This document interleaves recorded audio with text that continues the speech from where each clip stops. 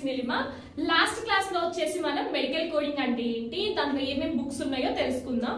అయితే ఈ రోజు క్లాస్ లో ఆ బుక్స్ యొక్క యూసేజ్ ఏంటి, మన మెడికల్ కోడింగ్ లో ఆ బుక్స్ ఎలా యూస్ అవుతాయో అని చెప్పేసి తెలుసుకుందాం. First book ICD.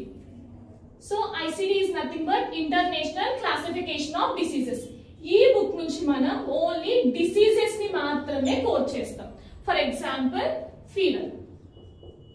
So fever యొక్క కోడ్ వచ్చేసి R50.9 అండ్ నెక్స్ట్ డిసీజ్ వచ్చేసి hyper tension. Hyper tension code వచ్చేసి I10 and next second book is the CPT. CPT is nothing but current procedural terminology అని చెప్తాం. ఇక్కడ నుంచి మనం ప్రొసీజర్స్ ని కోడ్ చేస్తాం, నథింగ్ బట్ సర్జరీస్ ని కోడ్ చేస్తాం. సో మన డైలీ లైఫ్ లో జరిగే ప్రొసీజర్స్ ఏముంటాయి, appendectomy, surgical removal of appendix అని చెప్పేసి చెప్తాం.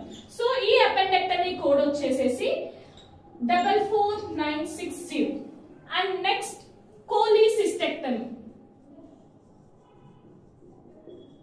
So cholecystectomy code 47600 and third book HCPCS, health care common procedural coding system అని చెప్పి చెప్తాం. ఇక్కడ నుంచి మనం సర్వీసెస్ ని కోడ్ చేస్తాం. Services is nothing but non-physician services, nothing but oxygen mask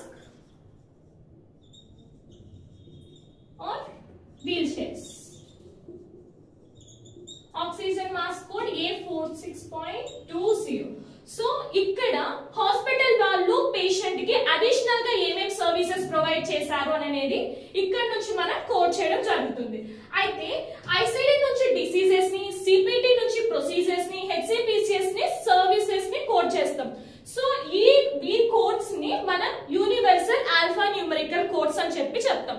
so medical coding లో ఈ బుక్స్ అనేవి ఈ విధంగా యూస్ అవుతాయి. మీకు ఏదైనా డౌట్స్ ఉంటే కామెంట్ చేయండి. Thank you.